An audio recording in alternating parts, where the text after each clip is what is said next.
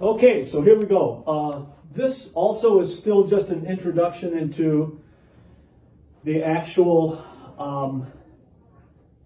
progression, okay? And I'll probably leave some things out because there's a lot of ways to progress, okay?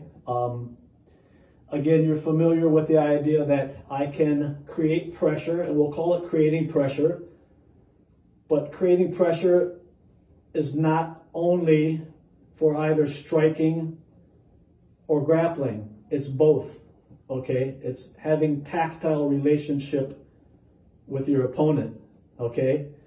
And it's still based on the engagement continuum, as you recall, that the engagement continuum in regard to JKD, and as we apply it to our curriculum, hey, I used a systemic reference. I didn't mean to do that. And so anyway, you know, that progression is, it's taught in long, middle to close range in isolated fashion before it's taught into integrated fashion.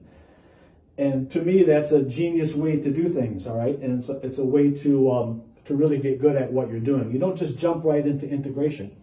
Okay, you need the tools and you need the proper training progression. So to get back to the story, so if I touch Hector, right, I can create pressure, okay, simply by shifting my weight. Now that time I just lean forward, okay?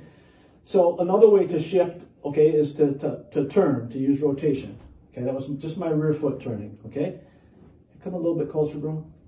Okay, good. So now I have my hand on the outside of his shoulder. So again, what is that representative of, okay? I can use a palm, right? Or I can use a fist, right? So it can be a push or it can be bam, right? We already fucking know that shit, boys and girls.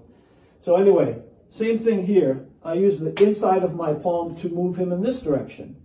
Now that time it was just my arm at all. So when he resists, that ain't gonna fucking do a goddamn thing, all right? So again, basically I have to shift. I have to, that time I did the rotational shifting, okay? And let me move ahead now. So that can be done with the inside or the outside of the palm. If I'm already here and I'm using the outside of the palm, okay, I'm just going to use my arm only, which won't work in reality.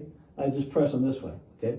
But what I really have to do is add a partial step in the turn. Okay, let me go back to the center reference again. Come on over here a little bit more. Good, all right, so I just have, I leaned and turned, or I can take a partial step, okay?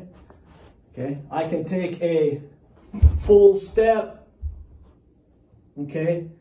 Combination step is really not applicable here, as we know at longer range that a combination step is that when I steal a step, is just I replace slightly to gain distance here. That's broken rhythm footwork, right? So in this scenario where I'm making it tactile and somewhat grappling like to begin with, that really doesn't fit quite well into the spectrum, okay? All right, so back to the other part of things. So that's the breakdown. Shifting, partial step, and full step, okay? Could you go ahead and put your hands up now just for a second, please? Good. Come back just a little bit. Good. So, again, this is fully compliant, all right? He's being compliant. He's letting me do shit, right? Which ain't gonna fucking happen in reality. But why do we bother to do it? Because I need the tools. I need to learn the tools that are appropriate in this type of engagement. And basically, it's teaching me about body mechanics, okay, geometry, and physics. And we're just applying it. This is principle-based. This is not really systemic, all right? It's meant to be used for anyone. It's meant to enhance whatever you're doing and just give you the mindset of giving you a science-centric mindset versus a style-centric mindset. So the style-centric thing, as you know, don't worry, man, I don't want your money, you ain't got no fucking money. All right, so the style-centric mentality is that Hector and I would constantly, during this session right now, talk about what style it comes from, and then he would go, oh, that reminds me of that style. Have you ever seen that fucking style? And that's all fine and dandy, and it's a part of the learning process, but let me tell you, it's become a disease. All right? Yin yang, balance. All right? Okay, so the hands are up now. All right. So I can push straight, okay, in the different methods that I just outlined for you. okay? I can use my front or rear hand, of course, okay? I can come up the middle, and as I give him pressure back, now he's basically going to start walking back, but he doesn't walk back to defeat me. He is giving me like a spring energy to where it's not easy for me to move him, but it's not difficult either, right? All right. Then we have the inside of the shoulders that get his body to turn. And again, he's just being nice because I'm just using my hands. So he's being cool about that, right? This is not going to fucking work in reality, all right? What has to happen is something like this, okay? And now I'm going to go into the next mode here. I'm going to go for this shoulder, okay? And if I'm able to turn him, okay, and what I'm going to do now is use angulation. Come on back a little bit. I'm going to use angulation now to steal this corner this way. Okay, good, good. You can keep that up. That's fine. Okay? Now, we do this both with the hands down and the hands up. All right? And again, in reality, you're not going to have time to fucking pause here and talk to the camera. You might try that shit. All right? So once I get it to spin here, now I've segmented the limbs here. I'm on just below his elbow. Okay? And I'm pushing with my palms. All right? And now I'm going to crash with my forearm.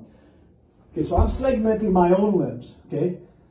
Now I'm going to his shoulder. So I went from below, come back to me. No, don't turn, just come back to me. Okay, right, so I'm gone from here to here to here. So I've just segmented his limb. Come this way a little bit more. Good, good. So I've just segmented his limb and mine as well, all right? Then I can crash this way. And again, if I give him pressure, he's going to go a little bit this way. Okay? Now, with clothing and so on and so forth, I can also grab and pull. But that's taking it to the next level, all right? Because so far I was using the palms. I'm segmenting my own limbs. The palms to the forearm, okay? Now I'm pulling them this way, all right? Okay, so for example, now I'm going to get in back of him and continue to push him. I can shove him with both hands, okay?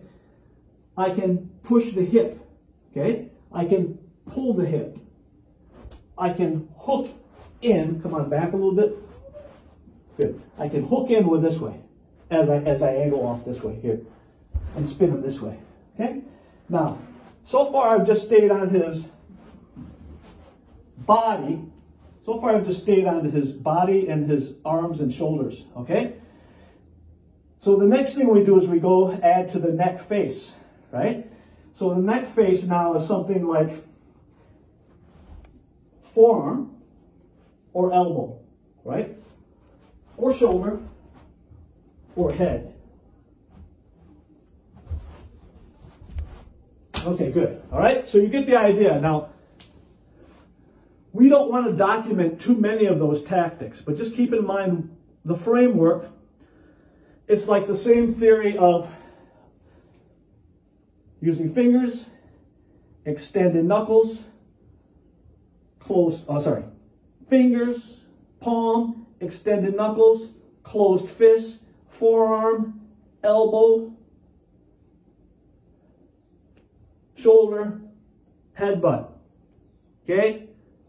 I'm learning to use all the sections or segmenting my own limb for the appropriate distance and to accomplish the appropriate thing. See, that is the idea. This is going on longer than I had planned, but it's important that you understand, all right? So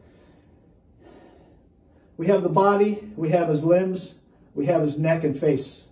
And we have that in 360 degrees around him. That's the point of this training, okay? You do not want to fight directly in front of your opponent if you have a chance not to. Will you? Of course you will be directly in front of your opponent. That's how most shit goes. Boom, boom, boom, boom, boom, boom, right? And you will even do that, even though you're trained. And there's nothing wrong with it. You just have to know how to do it right, all right? And so the point is the progression now can go in different directions, okay? And we'll be reviewing this, but I'll finish it with here. I'll just leave it at this point. Once we get into using these drills, partner drills, and going into non-compliant or semi-compliant mode, what happens is that if his hands are up, both hands, okay? If his hands are up and I'm in a position here, is that I'm going to start socking him.